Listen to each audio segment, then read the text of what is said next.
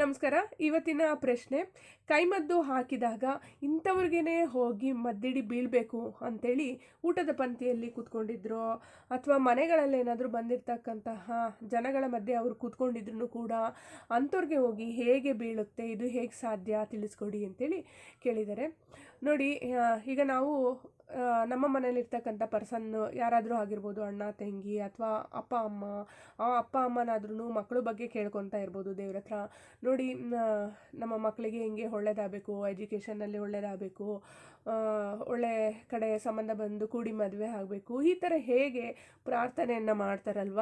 ಪ್ರಾರ್ಥನೆ ಮಾಡಿ ಈಗ ದೇವಸ್ಥಾನಕ್ಕೆ ಹೋಗಿರ್ತೀವಿ, ತೆಂಗಿನಕಾಯಿ ಅಥವಾ ಬಾಳೆಹಣ್ಣು ಏನಾದರೂ ಒಂದು ಪ್ರಸಾದವನ್ನು ಕೊಟ್ಟಾಗ ಆ ಒಂದು ಎನರ್ಜಿ ಏನಿರುತ್ತಲ್ವ, ದೇವಸ್ಥಾನದ ಎನರ್ಜಿ ಮತ್ತು ಇವರು ನುಡಿದಂತಹ ನುಡಿ ಮತ್ತು ಪ್ರೇಯರು, ಮನಸ್ಸಿನ ಮುಖಾಂತರವಾಗಿ ಪ್ರೇಯರನ್ನು ಮಾಡ್ಕೊಂಡಿರ್ತಾರೆ.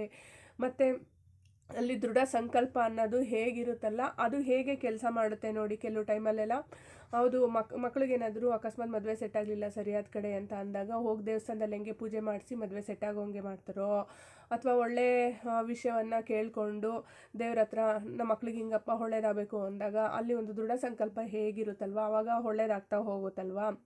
ಅದೇ ಪ್ರಕಾರವಾಗಿ ಇಲ್ಲಿ ಇವರು ಕೂಡ ದೃಢ ಸಂಕಲ್ಪವನ್ನು ಮಾಡಿಕೊಂಡು ಇದಕ್ಕೆ ಸಂಬಂಧಪಟ್ಟಿರ್ತಕ್ಕಂತಹ ಮಂತ್ರ ಪ್ರಯೋಗಗಳು, ಯಂತ್ರ ತಂತ್ರದ ಏನಾದರೂ ಒಂದು ಮಾಡಿಟ್ಕೊಂಡಿರ್ತಾರೆ ಅವರಿಗೆ ಸಂಬಂಧಪಟ್ಟಿರ್ತಕ್ಕಂಥದ್ದು. ಅದನ್ನೆಲ್ಲ ಮಾಡಿಟ್ಕೊಂಡಿದ್ದ ಆದಮೇಲೆ 5 ಜನ ಕೂತ್ಕೊಂಡಿದ್ರು ಅವ್ರ ಹೆಸರು ಹೇಳ್ಬಿಟ್ಟು ಇಂಥವ್ರಿಗೇ ಆ ಒಂದು ಕೈಮದ್ದು ಹಾಕಿರ್ತಕ್ಕಂಥ ಫುಡ್ಡು ಇಂಥವ್ರಿಗೇ ಬೀಳಬೇಕು ಅಂತ ಅಂದಾಗ ಅದು ನೀವು ಊಟಕ್ಕೆ ಕೂತ್ಕೊಂಡಿದ್ದ ಊಟದ ತಟ್ಟೆನಲ್ಲಿ ಅದು ಬಿದ್ದೇ ಬೀಳುತ್ತೆ. ಅಂದರೆ ಆವಾಗಿನ ಕಾಲದಿಂದನೂ ಕೂಡ ಆ ಥರದ ಒಂದು ಪ್ರಯೋಗಗಳನ್ನ ಮಾಡ್ಕೊಂಡು ಬಂದಿದ್ದಾರೆ. ಇದು ಸುಮಾರು ಜನನೂ ಕೂಡ ಹೇಳಿದ್ದಾರೆ ಮತ್ತು ಅವ್ರಿಗೆ ಆಗಿರ್ತಕ್ಕಂಥ ಅನುಭವದ ಮುಖಾಂತರವಾಗೂ ಕೂಡ ಹೇಳಿದ್ದಾರೆ. ಅದು ಹೋಗಿ ಅಲ್ಲಿ ಕೈಮದ್ದು ಹಾಕಿ ಮಂತ್ರ ಪ್ರಯೋಗಗಳನ್ನೆಲ್ಲ ಮಾಡುತ್ತಲ್ಲ ಇಂಥವ್ರಿಗೆ ಬೀಳಬೇಕು ಅಂತೇಳಿ ಅಂಥವ್ರಿಗೆ ಬಿದ್ದೇ ಬೀಳುತ್ತೆ. ಆಗ ಅವರು ಊಟ ಮಾಡ್ತಾರೆ. ಈಗ ಸಾಮಾನ್ಯವಾಗಿ ಡೈರೆಕ್ಟಾಗಿ ಬಂದು ನಿಮಗೆ ಕೊಡಬೇಕು ಅಂತ ಅಂದಾಗ ನೀವು ತಿನ್ನೋದಿಲ್ಲ, ಈ ಥರ ಎಲ್ಲ ಇರುತ್ತೆ. ಏನಾದರೂ ಒಂದು ಪ್ರೋಗ್ರಾಮ್ ನಡೀತಾ ಇರುತ್ತೆ, ಇಲ್ಲ ಯಾವುದೋ ಒಂದು ಪಂಕ್ತಿಯಲ್ಲಿ ಕೂತ್ಕೊಂಡಿರ್ತೀರ. ಈಗ ಎಲ್ಲ ಕಡೆಯೂ ಇದೇ ಥರನೇ ನಡೆಯುತ್ತೆ ಅಂತೇಳಿ ಹೇಳೋದಕ್ಕೆ ಆಗೋದಿಲ್ಲ.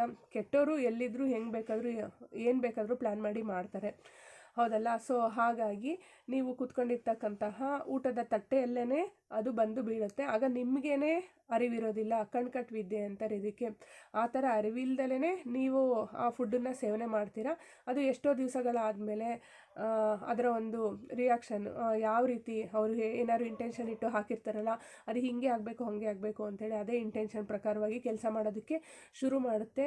ಕೆಲವೊಬ್ಬರಿಗೆ ಸ್ಟಾರ್ಟಿಂಗಲ್ಲೇ ಒಂದು 3 ದಿನ 5 ದಿನದಲ್ಲಿ ಶುರು ಮಾಡುತ್ತೆ, ಇಲ್ಲಾಂದರೆ 21 ದಿವಸ, ಹಿಂಗೆಲ್ಲ ಟೈಮ್ ಬೇಕಾಗುತ್ತೆ. ಅವರವರು ಇಂಟೆನ್ಷನ್ ಇಟ್ಟು ಯಾವ ರೀತಿ ಹಾಕಿರ್ತಾರೋ ಅದೇ ಪ್ರಕಾರವಾಗಿ ಅದು ಬಿದ್ದಾಗ ಆ ಒಂದು ಎನರ್ಜಿ ಎಲ್ಲ ಫಸ್ಟು ಬಂದಾಗ್ತಾ ಬರುತ್ತೆ. ಅದರಿಂದ ಸುಮಾರು ಸಮಸ್ಯೆಗಳಾಗುತ್ತೆ.